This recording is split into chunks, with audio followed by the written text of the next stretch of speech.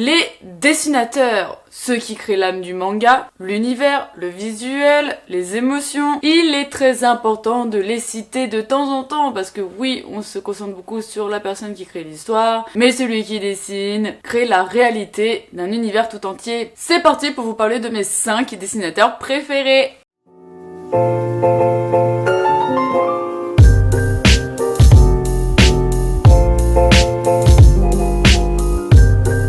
Hello les indigos! Comment ils vont? Aujourd'hui on est là pour une vidéo spéciale sur mes 5 dessinateurs, dessinatrices préférés manga. Je peux vous dire que je vais faire des rageux et je sais très bien que ce n'est que mon classement personnel. C'est parti! En première position, et ce n'est pas parce que c'est mon manga préféré, vraiment, c'est Sui Ichida. Sui Ichida est dessinateur, illustrateur et auteur manga. Né le 28 décembre 1986 dans la préfecture de Fukuoka, il s'est bien évidemment fait connaître avec Tokyo Ghoul et Tokyo Ghoul Re, et il est actuellement sur Shujinix. Sui Ichida est un dessinateur incroyable de par tout d'abord ses couvertures qui sont toutes aussi singulières les unes que les autres. On peut voir qu'il exerce dans différentes techniques de dessin différentes. Il est très gras avec des traits très écorchés. On va pas se mentir, ses dessins sont plutôt sombres de base. Très charnels, corporels, des doigts arrondis. Je trouve vraiment que ses mains à Sui Ichida, elles sont extrêmement expressives. Et pour ma part, qui était danseuse avant, je trouve que les mains dessinent parfaitement les émotions. Chacun son ressenti corporel, les émotions sont très marquées.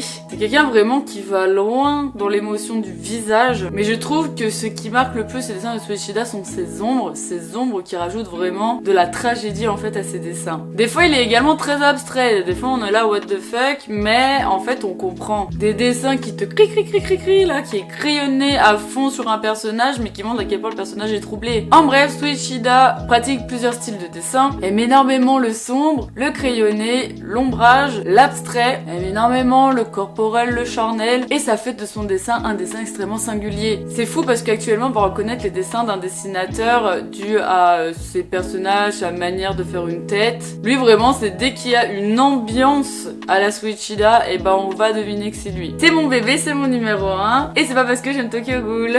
Ma deuxième dessinatrice préférée n'est autre que Mengo Yokohari. Elle a débuté en tant qu'illustratrice pour Nico Nico Douga, qui est autre qu'un site de vidéos et d'œuvres visuelles en ligne. Elle a commencé avec No Control en 2009, puis elle a fait Scum Witch, qui n'est autre que Kuzuno Honkai, vraiment qui est un manga que j'affectionne tout particulièrement. Et elle est actuellement sur notre chef-d'œuvre Oshinoko, qui vient sortir en animé également. Vraiment le manga que je suis depuis le début, mais vous-même vous savez, je vous ai saoulé, que ce soit sur Instagram ou sur YouTube avec ce manga. Et je suis désolée, ses dessins sont incroyables. Ce qui est fort avec Mengo Yokohari, c'est qu'elle a un dessin où voilà, pour le coup, on voit le visage du personnage, on sait que c'est elle, mais ces personnages ont du charisme dans les yeux. Je ne parle pas que pour Oshinoko, parce que Wish était pareil. Elle arrive vraiment à faire sortir une âme à travers les yeux de ses personnages, et surtout elle a la force de mettre en lumière les émotions sous-jacentes des personnages, et je trouve ça vraiment pas hyper évident à faire quand tu dessines un personnage. Donc ces personnages sont pleins de sous-entendus, d'émotions cachées, et que toi lecteur, juste en voyant l'image tu ressens. Elle utilise la couleur à la perfection, des reflets. Des fois juste dans un cheveu, elle va mettre une couleur sur un cheveu, ça va vraiment faire toute la diff. Vraiment, c'est incroyable, la couleur c'est extrêmement difficile à gérer, surtout quand elle est dans le monde du manga et que de base tu fais du noir et blanc. Donc elle pratique vraiment toutes les couleurs, même les couleurs qui n'en sont pas. Dans Scum Witch déjà j'étais très fan de ses dessins, même si parfois il manquait peut-être un petit peu de profondeur, je trouvais, mais j'étais déjà trop fan parce que vraiment comme je vous ai dit, le charisme des personnages est vraiment hyper présent. Elle sait mettre l'émotion, mais là avec Oshinoko elle m'a achevé. On voit qu'elle a clairement progressé. Pour moi il n'y a plus rien à dire, il y a de la profondeur, il y a du relief, il y a plusieurs dimensions dans une même image. Je sais pas en combien de temps elle fait une image, mais moi en tout cas j'y mettrais une année. En bref, émotion dans les yeux, émotion sous-jacent mis en évidence, une pratique des couleurs incroyables, et on reconnaît tout de suite son dessin. Gros cœur sur Mengo Yokohari. Ensuite mon troisième dessinateur préféré, alors que je déteste, et je suis désolée hein, son œuvre principale, ça sera Yusuke Murata, qui est né le 4 juillet 1978 dans la préfecture de Miyagi. Il est principalement connu pour avoir fait Acid 21 et bien évidemment One Punch Man. One Punch Man qui, je suis désolée, n'est pas une œuvre que je kiffe, mais par contre pour les dessins, des fois franchement j'ouvre le manga quoi. Et il a été l'apprenti de Takeshi Obata qui a fait Death Note. Donc autant vous dire qu'il a très bien appris. Je suis désolée, pour moi aujourd'hui il met une pilule à son maître quoi. Yusuke Murata, c'est énormément de détails et de réalisme, mais surtout de puissance en fait. Tu regardes un dessin de Yusuke Murata, tu te dis what the hell. Il sait tout dessiner à la perfection en fait, que ce soit le corps humain, le décor, il y a tout qui est beau, il y a rien qui est laissé au hasard. Certes c'est très réaliste, du coup tu n'as pas le droit à l'erreur, mais en plus de ça, il rajoute de la puissance au réel, et des fois c'est grandiose. Alors là c'est même pas un an le dessin, moi j'aurais mis ma vie pour faire un panel de Yusuke Murata. Et je sais pas trop comment l'expliquer, mais vous savez, il y a des proportions à avoir pour certaines choses, pour un visage, pour un corps, et ça se sent que lui, mais c'est... il y a plus besoin de schéma quoi, c'est vraiment, il sait. Ses proportions de dessin sont parfaites. Pareil, les profondeurs, il y a plein de niveaux de profondeur à ses dessins. Des fois j'ai même déjà eu l'effet que son dessin sortait de la page quoi. Ce mec pour moi de manière objective, c'est un des plus grands dessinateurs du monde. Même au-dessus de Sui et Mengo Yokohari, à contre-cœur je le dis, mais je pense qu'il maîtrise vraiment beaucoup plus de choses. Sur un même style, qui est quand même le manga réaliste, mais on m'a toujours dit que si tu savais dessiner du réalisme, souvent tu savais dessiner de tout. Ce gars est la puissance incarnée du dessin. Je dirais qu'il manque peut-être un petit peu d'émotion, mais je veux dire, ses dessins sont tellement grandioses que je m'en fiche en fait. Yusuke Murata, puissance, proportion parfaite, réalisme, bref, il est trop fort. J'aimerais tellement lui demander en combien de temps il fait une page de One Punch Man quoi. Ensuite, je vais me faire insulter. Ma quatrième dessinatrice préférée n'est d'autre que Bukimi Miki, qui est connue pour son dessin Shy.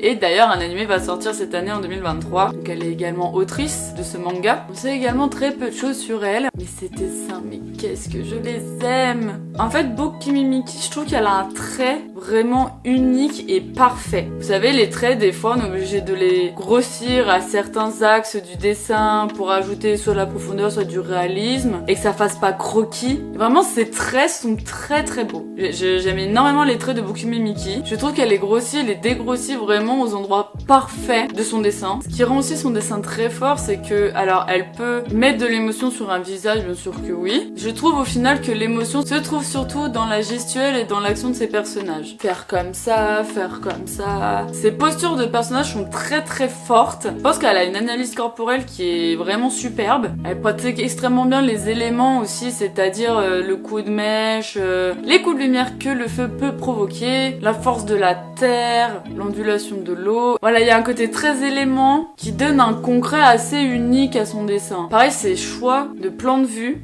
d'une case sont très très forts. Elle, clairement, elle pourrait faire un Instagram avec des photos parfaitement bien mises. Je trouve ça hyper intéressant. Et pareil, elle a un dessin unique parce que la plupart de ses personnages, c'est un arrondi légèrement aplati, même chez les adultes, parce que souvent c'est plus les enfants dans le dessin du manga, où on aplatit un peu la tête pour rendre le personnage plus enfantin, mais même les adultes. Donc elle a vraiment sa petite patte à elle. Et pareil, encore une fois, les yeux, ils sont uniques, j'aime beaucoup. Et je sais pas, ces personnages sont très humains dans leur gestuelle, leur manière de se tenir corporellement. Et les cheveux de Bukimi Miki, je les aime trop. D'habitude, je suis pas la fan de Dragon Ball où je kiffe les cheveux, mais dans Shy, voilà, vraiment les coupes de cheveux, j'aime trop, je trouve ça hyper concret. Elle aime bien faire voler des mèches et je trouve que ça rajoute beaucoup de personnalité, enfin j'aime beaucoup. Donc Bukimi Miki, c'est des traits que je trouve magnifiques, une analyse corporelle de ces personnages que je trouve extrêmement intéressante, des prises de vue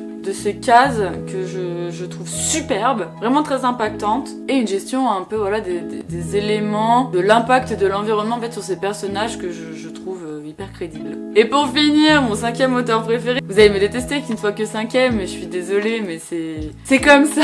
Boichi. Bah bien évidemment. Donc Boichi, c'est un nom d'artiste. En réalité, il s'appelle Music Park. Il est né le 29 janvier 1973 à Séoul, en Corée du Sud. Il est principalement connu pour Suck & Rock, que j'affectionne tout particulièrement, et Dr. Stone, où il n'est que le dessinateur. Donc autant vous dire que c'est également un auteur, mais il a été également auteur d'Hentai, d'où je pense à dessiner le corps humain de manière extrêmement incroyable. Boichi, c'est quelque chose. Le monde entier reconnaît mec qui dessine de manière phénoménale. Boshi, tu vois un dessin, tu sais que c'est lui. Voilà.